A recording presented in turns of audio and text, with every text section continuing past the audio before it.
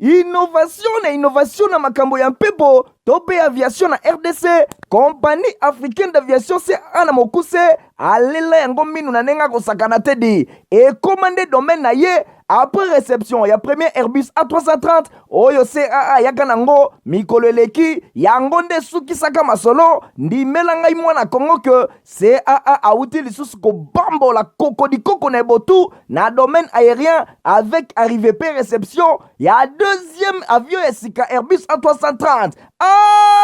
Airbus A330 deuxième frappe yango yo ya mokwake na mapate RDC ya boyebondi melangai ke mon côté na terrain po ezala nanu te ekomi lelo ntimba na nzuzi veut dire mapasa Airbus A330 ba avion ya mokwake ya liboso eyaka yango yo bozwa lix eza nango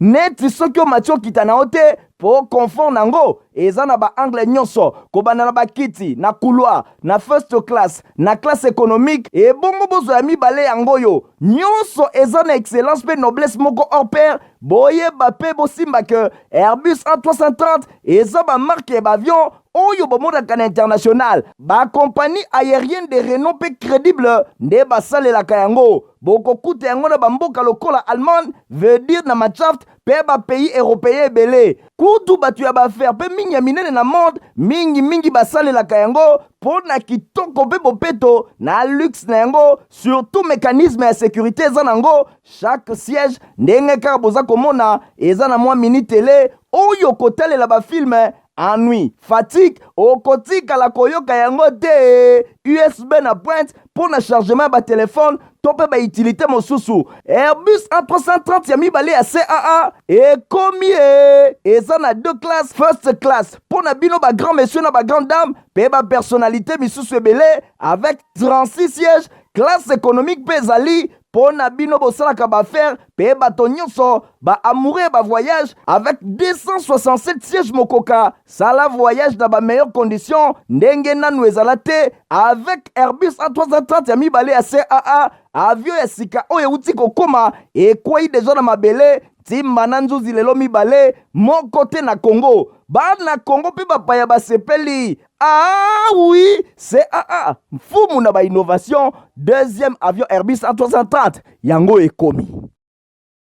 Mbote na balandi nyonso ya info lingala journal ya peuple pour na peuple tokofona basongo na biso na présidence et pa wapi président de la République Félix Antoine Tshisekedi abetaki masolo mardi 18 juillet na Butu na ba représentant ya ba parti politique ya société civile ya ba confession religieuse pe na ba partenaire ya Tchad bolanda reportage ya Héritier Mapindemi. Na premier jour ya mission ya facilitation na ye na N'Djamena kuna na mboka Tchad, chef de l'État Félix Antoine Tshisekedi Tshilombo abetaki masolo kino na Butu elongo na ba représentant ya parti politique, ya société civile, ya ba confession religieuse pe ba partenaire ya Tchad. Président de la République alingi kebe élection oyo ezali ko s'annoncer kuna eye bana kobatela kimia na intérêt ya peuple tchadien. Alobi ba renouveler engagement à ko évoluer et longona ba concertation ezala permanente ndeti Brice Mbaimo participant na dialogue ya 2022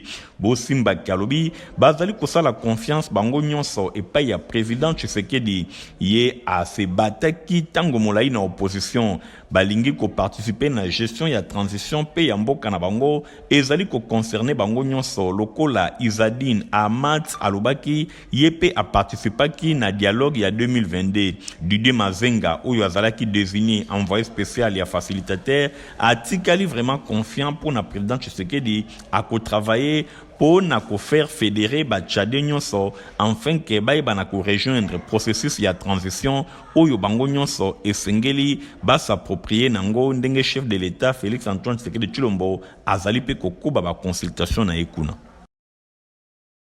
Na masolo ya primature au sein que Premier ministre Jean-Michel Sama Lukonde a présidé qui mardi 18 juillet na immeuble ya gouvernement séance de travail na ba ambassadeur ya ba pays francophone Nadine Assona reportage.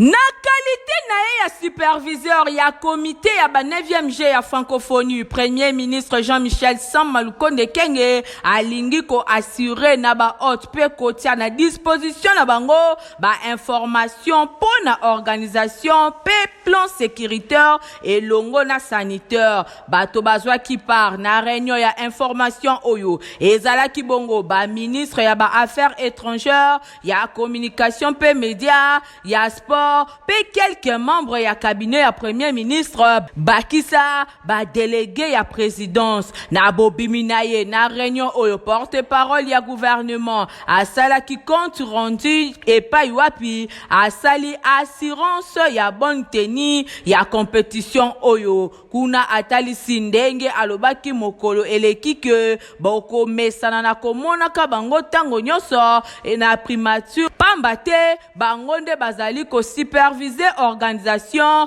ya ba 9e G ya francophonie oyo na yango na batongo oyo bazalaki na réunion na ba ambassadeur ya groupe ya pays francophone pambate boyebi ke ezali bango nde bazali ko représenter ba différentes délégations oyo baye pona ko discuter essentiellement na oyo etali ba aspect organisationnel oyo ezali lié na accueil na hébergement sécurité protocole pe santé na yango ezali important pambate séance oyo esalema epa ya premier ministre oyo a considéré neti séance ya information batie na ba jour oyo ba disposition po ete ezwa makitoko boye bake balobelaki ba question ya ndenge na ndenge oyo ezali lié na ba différents points ya contact totangi bongo ba question ya ba visa pe ya bongo na bongo epai wapi ba pesi bango information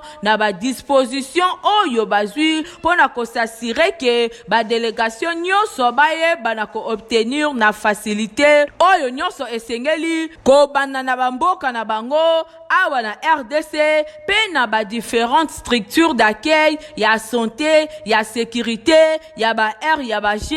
pe ya restauration osengeli koyeba ke porte-parole ya gouvernement a souligné que République démocratique du Congo balingi ete kosala na je oyo ezala ya espoir pe ya solidarité na ngambo ya ministre ya sport ye alobeli aspect technique et pa wapi dossier ya ambulance et tiami pona disposition ya ba athlètes na ba différents sites nyonso pona oyo etali directeur ya je ya francophonie ye a rassuré opinion nationale que internationale que site ezali approprié pona hébergement ya ba athlètes pe na ba disposition nyonso ezwami pour ete ba séjourner na ba meilleures conditions.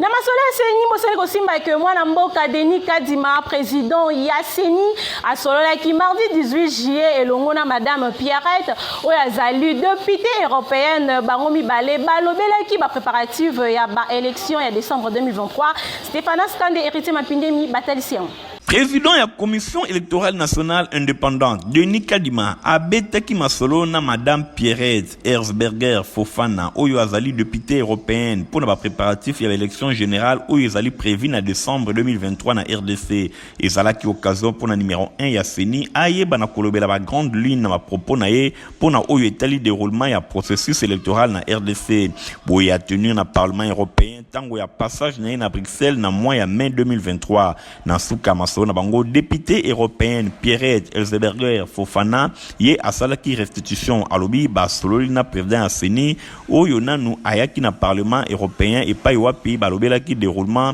ya processus électoral pe ba définition sona RDC lelo ezalaki lisusu confirmé musala ezali kokoba ndenge kaka calendrier électoral elobaki na stade actuel Seni azali kosala réception pe traitement ba candidature pour na députation nationale oyo ezali ko retenir attention sengeli Bwebake, Seni a enregistré plus de 43 millions électeurs. Et l'ongona 22 millions de femmes. Oyo ezali eloko moko ya malamu pona parité. Tozali ko constater que président Seni et l'ongona équipe nae bazali ko sala makasi pona ko sala mosala oyo elongo bani enfin que l'élection ezala libre, indépendante, transparente et inclusive na République démocratique du Congo. Pona oyo etali 3 provinces oyo ezana insécurité. Maloba yango pe balobaki yango ndenge madame Pierrette Atalisi président Seni alobeli que la population ba province oyo bazali concerné na insécurité bango bako participer na vote ce qui sécurité et zongi na ba zone na bango na tina wana Seni a réservé nombre ya sièges pour na élection législative bango pe les bazaki connaissance et ba innovation oyo ekoti som na ba dispositif électronique ya vote mingi vraiment élargissement ya ba empreinte digitale pe bazwaki en compte misapi ya bato en plus ya iris pour na oyo etali observation électorale président ya Seni atalisi que Seni a kotisaki mbala oyo possibilité pour la société civile baïba na kozana accréditation pour la observation à long terme ndenge atalisaki première femme africaine oyo assiégea qui na parlement européen pour na Allemagne ba liste vert depuis le 26 mai 2019 madame Pierrette Yé azali pe présidente pe membre ya ba nombreuses organisations féminines depuis ba décennie ebele Yé azali kotia expertise nae en faveur ya ba droit ya basi na périmètre ya ba action. Kaka na masolo Seni bosengeli kosimba que président ya commission électorale nationale indépendante Seni na mukuse Denis Kadima a visité qui deux bureaux ya réception pe ya traitement ya ba candidature o eza situé na ba antenne Yanchili pe ya Kalamu Stéphanos Kande Jadine Malembe. Président de la Commission électorale nationale indépendante, Seni Namokuse Denis Kadima Kazadi, a visité qui deux bureaux de réception et traitement ya candidature BRTC Namokuse. Où ils allaient na ba antenne ya commune Yanjili pe Kalamu. Consté Selemaki ils allaient que faible engouement n'a pas ya ba aspirant na élection na députés nationaux. Alors que Seni a facilité bango makasi. Nandungu que Seni a baki bango une semaine na date limite au ateki liboso le 15 juillet 2023 ba personnel ya Seni basant en place pe bazali bien organisé pe bazali kozela ba candidat ba ya ko présenter ba dossier na bango président Seni a constaté que date limite au ateki eleki mais ba candidat baza ko se présenter ebelete a monisi que ba poussi mikolo pour nako accorder temps mais ali komona na que ba candidat misusu bazali ko kanisa que et kozala na système ya jeton pe ba koleka sima izali effort au Seni asali yango elakisi que Seni a ko travailler makasi pour nako récupérer bajo oyo ba pesa ki bango pe président Seni azali ko profiter pour nako ebisa ba candidat nyonso oyo bazali indépendant que ba kene na regroupement politique kaka le 23 juillet. Président Seni a monisi yango clairement que ngonga etikali moke bakene na lombango ekozala malamu te soki baye na dernière minute ba candidat basengeli koyeba que prolongement mususu ekozala te parce que délai oyo accordaki pona bato nyonso oyo bazalaki na retard ezalaki pona raison d'ordre logistique pe organisationnel po ba se présenter durant délai oyo etiamaki na suka ya maloba na ye a bétisité que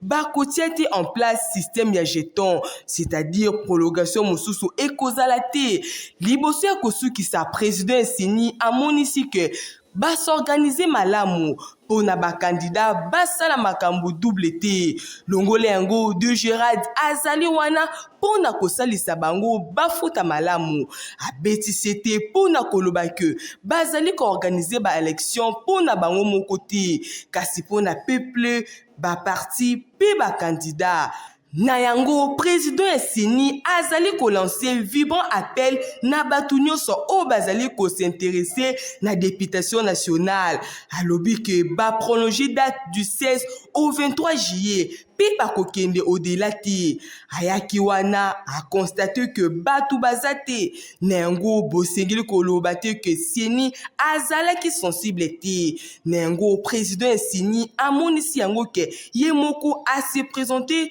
personnellement pour na ko résoudre ba problème ebele. Na masolo éducation bosengeli kosimba ke itemat ndolo ista bafongoli ba bureau na bango pona ba inscription ya année scolaire 2023-2024. Inscription ezali bongo gratuite ndenge Stéphane Skande atalisiam.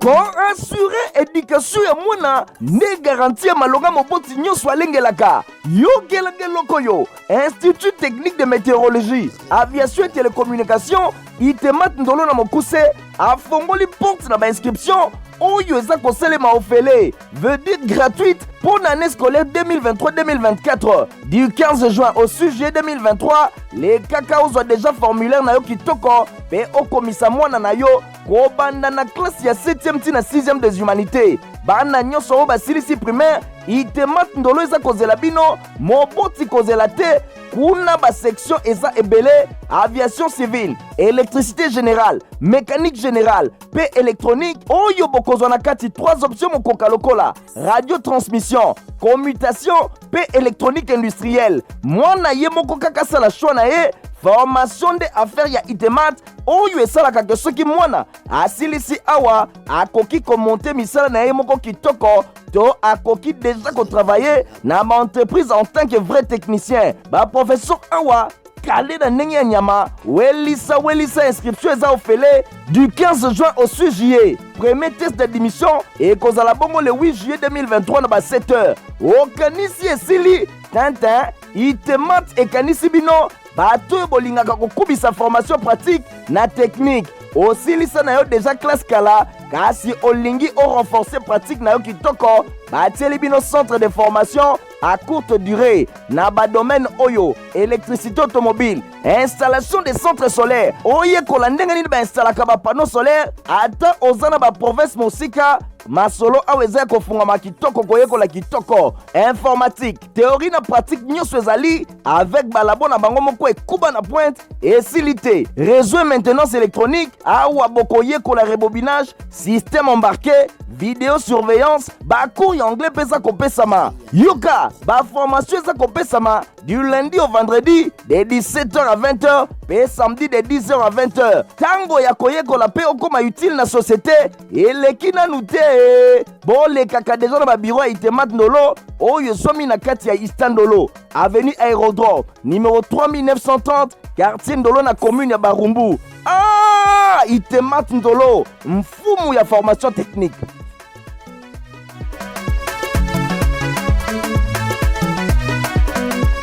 Na masolo ya religion bosani kosimba ke Congo pour Christ CPC na mukuse na évangéliste international Jean-Oscar Kiziami na Kibila bazali kolengela campagne d'évangélisation na stade de Martyr ya Kinshasa et kobanda mokolo ya le 18 août kino dimanche le 20 août 2023 et kozala bongo losambo pona mboka pe pona mabota bolanda ba détail. Kinshasa CPC Malembe. Congo pour Christ, une grande campagne d'évangélisation et de guérison miracle au stade de Martyr du vendredi 18, samedi 19 et dimanche 20 août 2023 à 12h. N'oubliez pas, conférence de pasteurs. Le pasteur de tout Kinshasa, du 15 au 17, conférence de pasteurs sur croisement des avenues Kimwenza et Kapela. Référence Maître Toro, numéro 8. Maman, papa, frères, sœurs, congolais, congolaises, ne manquez pas à ce grand rendez-vous. 3 jours seulement, si ton Dieu est mort, et c'est le mien, Malembe. Avec l'homme des dieux, l'homme de feu, fire. Wow. L'évangéliste international Jean-Oscar Kizamina Kibila nous invite tous à participer au rendez-vous spirituel Réveil à Kinshasa. Pendant 3 jours, Banawewa, chauffeur à taxi-bus, Malembe. Direction Stade de Martyr, CPC, Congo pour Christ. Ne manquez pas ce grand rendez-vous du vendredi 18, samedi 19 et dimanche 20 août 2023 à 12h. CPC, Malembe. Wow. ba client na Airbus A320 pour na ba voyage na ba na ba condition ya kitoko. Innovation na makambo ya mpepo tope aviation na RDC compagnie africaine d'aviation CA na mokuse alela yango minu na nenga kosakana te di et commandé domaine na ye après réception ya premier Airbus A330 oyo CAA yaka nango mikolo eleki yango nde sukisaka masolo ndimela ngai mwana Kongo ke CAA auti lisusu kobambola koko na botu na domaine aérien avec arrivée pe réception ya deuxième avion esika Airbus A330. Airbus A330 deuxième frappe yango yo ya mokwake na mapate RDC ya boyebondi melangai ke mon côté na terrain po ezala nanu te ekomi lelo ntimba na nzuzi veut dire mapasa Airbus A330 ba avion ya mokwake ya liboso eyaka yango yo bozwa lix eza nango neti soki omatio kita na ote po confort nango eza na ba angle nyonso kobanda na bakiti na couloir na first class na classe économique et bongo bozo ya mibale yango yo nyonso eza na excellence pe noblesse moko hors pair boyeba pe bosimba ke Airbus A330 eza ba marque ba avion oyo bomodaka na international ba compagnie aérienne de renom pe crédible nde basalelaka yango bokokuta yango na bamboka lokola Allemagne veut dire na Machaft pe ba pays européen ebele kutu batu ya bafaire pe mingi ya minene na monde mingi basalelaka yango po na kitoko pe bopeto na luxe na yango surtout mécanisme ya sécurité eza nango chaque siège ndenge kaka boza komona eza na mwa mini télé oyo kotalela bafilme ennui, fatigue, okotika la koyoka yango te USB na pointe pour na chargement ba téléphone tope ba utilité mosusu Airbus A330 ya mibale ya CAA et komie eza na deux classes first class pour na bino ba grand monsieur na ba grande dame pe ba personnalité misusu ebele avec 36 sièges classe économique pe ezali pona bino bosalaka bafaire pe bato nyonso ba amoureux ba voyage avec 267 sièges mokoka sala voyage dans ba meilleures conditions ndenge nanu ezala te avec Airbus A330 ya mibale ya CAA avion ya sika oyo euti kokoma ekwei deja na mabele timba na nzuzi lelo mibale moko te na Congo bana Congo pe bapaya basepeli oui CAA mfumu na ba innovation deuxième avion Airbus A330 yango ekomi Pona koza la santé kitoko ma eza moko Golden Congo Kinshasa bozale ya kosepela pamba te bomela na bino ba mai kasi ya turoyo boko sepela botu na ngai nini Golden mai esalemi na ba norme internationale bino moko botala ba machine ya mokwake neti kaka ba robot mai Golden eponi ajite mikolo bana bakomela yango sans problème bokanisi esili jamais esila bino oyo bozali na ba problème ya surpoids libumu munene hypertension to pe obelaka maladie ya sucre tika tuyebisa bino Golden alkaline eye wana soki omeli yango ozwi ba solution na ba problème na yo nyonso mai Golden ezali kotekama partout na ville ya Kinshasa ya boye bokomela lisusu mai nini soki Golden te Golden mai ya bana mboka Golden pona lokumu ya peuple congolais pona ba mariage pe ba anniversaire na bino sal ezali moko le de bonheur na commune ya Kalamu ndenge Michael Bristoto na Domi Bendelo batalisi yango ya bino bana mboka yango yo ofandaka na étranger to awa kaka na Kinshasa solution hébergement pona bino yango yo emonani di tuna ngai nini le de bonheur yango yo véritable flotte ya mpifo ya mokwake deja kobanda na couloir ya pamba ndenge ka bozomona engai ye bling na ndenge ya nyama ebongo zwa sikoyo ba chambre luxe pe noblesse na ndenge ya deux fois te na le de bonheur bokozwa ba appartement ya chambre salon équipé to meublé na kati bokokuta nyonso ezali bambetu ya mokwake mosuni mwete neti mpose na salon bokozwa ba photo ekuba plus salle à manger ata oyambi na bapaya awa okomitungisa ta moke te po bakozala suka na lezi ya kosakana te cuisine ya kitoko ya mokwake boza komona ezali na kati mpona belubu bondimela ngai ke ata boza couple to famille bokoki kovanda na baappartement oyo kitoko esili te bachambre simple mpe ezali très bien équipé nyonso eza na batoilette mpe badouche ya propre okoki kolia kuta ata na kati ndindi aleka te di basplit eza na pointe malili neti na pôle nord bondimela ngai ke baappartement ezala nango na kini kasi ya le de bonheur ai bazwi wapi di chambre d'hôte elingi koloba ke tozoyamba biso eza na bachambre tozoyamba bapaya bazowuta libanda ya mboka oyo bazowuta na Europe oyo bazowuta partout na monde mpe oyo bazowuta na Congo kaka démocratique na baprovince bachambre oyo toza na mposa toya famille boza desite ezali soki oza loze awa okonyokoma te soki bilamba ekomi osali te mpo buanderie ya le de bonheur eza na pointe avec bamashine à laver ya mokwake courant ate ekei kinshasa mobimba awa baza na groupe électrogène mbala moko edemare bokanisi esili tintin oza na fete ya mariage ya anniversaire n'importe quelle célébration to baconférence mpe baréunion misusu le de bonheur etili bino koko na sale kuba ya luxe koleka luxe yango moko mpo na succès mpe réussite ya baévénement na bino kasi tunanga le de bonheur eza wapi prince victoire commune ya kalamu en diagonale ya district mpe maison communale mosika te na rond-point victoire oza mobimba di le de bonheur mpo tokwei na kati ya kini ingeta tozali na communiqué nécrologique moko awa bolanda yango nalola ndelo yembo ya boye yembami bafamille sevekese ngabo makunda kiwa mpe ambeko baza na mawa makasi ya koyebisa na bandeko baninga mpe bayebani na bango liwa ya grand-mère na bango yaya mama mpe ndeko na bango ya mwasi madame Marie Émilie Sevekese Ikombe oyo aza agent na ministère ya formation professionnelle mpe métier ye akufaki mokolo ya vendredi 14 juillet na 0h45 na ville ya Kikuti na malaise oyo ekomelaki ye na eleko ya mission de service na ye programme ya matanga ezali boye vendredi 21 juillet na 19h veillée mortuaire ekosalema na salle polyvalente La Grâce oyo ezwani na avenue Victoire A51 quartier Matonge na commune ya Kalamu le samedi 22 juillet na ngonga ya 9h nzoto ya mowe ekobima na morgue ya hôpital du cinquantenaire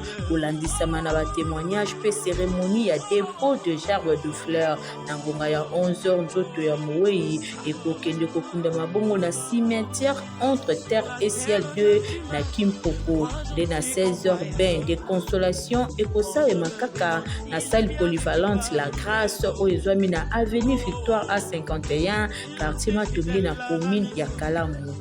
En attendant, nzoto ya mowei ebima matanga ezali kosalema na avenue Douarou numéro 4 na quartier Yolo Sud na commune ya Kalamu référence terrain et cancard tika sango oyo ekomela bato nyonso bayebaki mama Marie Émilie Sevekese Ikombe. Moi je ne suis qu'un passager. Na communiqué nécrologique on est au bouclé journal ya peuple pour na peuple ngai mo tukutani mikolo ezali koya au revoir. Innovation na makambo ya mpepo tope aviation na RDC compagnie africaine d'aviation CA na mokuse alela yango minu na nenga kosakana te di et commandé domaine na ye après réception ya premier Airbus A330 oyo CAA yaka nango mikolo eleki yango nde sukisaka masolo ndimela ngai mwana Kongo ke CAA auti lisusu kobambola koko na ebotu na domaine aérien avec arrivée pe réception ya deuxième avion esika Airbus A330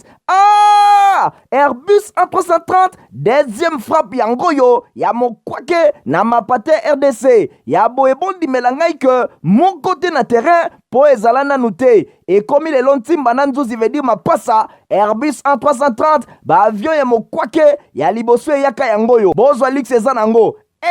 neti soki omati okita na yo te po confort nango eza na ba angle nyonso kobanda na bakiti na couloir na first class na classe économique et bongo bozo ya mibale yango yo nyonso eza na excellence pe noblesse moko hors pair. Boyeba pe bosimba ke Airbus A330 eza ba marque ba avion oyo bomodaka na international ba compagnie aérienne de renom pe crédible nde basalelaka yango. Bokokuta yango na bamboka lokola Allemagne veut dire na Machaft pe ba pays européen ebele kutu batu ya baaffaire pe mingi ya minene na monde mingi basalelaka yango mpo na kitoko pe bopeto na luxe na yango. Surtout mécanisme ya sécurité eza nango. Chaque siège ndenge kaka boza komona eza na mwa mini télé oyo kotalela bafilme. Ennui, fatigue, okotika la koyoka yango te. USB na pointe pour na chargement ba téléphone, tope ba utilité mosusu. Airbus A330 ya mibale ya CAA et komie eza na 2 classes, first class pour na bino ba grand monsieur na ba grande dame, pe ba personnalité misusu ebele avec 36 sièges, classe économique pe ezali pona bino bosalaka baaffaire pe bato nyonso ba amoureux ba voyage avec 267 sièges mokoka. Sala voyage dans ba meilleures conditions ndenge nanu ezala te avec Airbus A330 ya mibale ya CAA. Avion ya sika oyo euti kokoma ekwei deja na mabele timba na nzuzi lelo mibale moko te na Congo. Bana Congo pe bapaya basepeli. Ah oui, CAA mfumu na ba innovation. Deuxième avion Airbus A330 yango ekomi.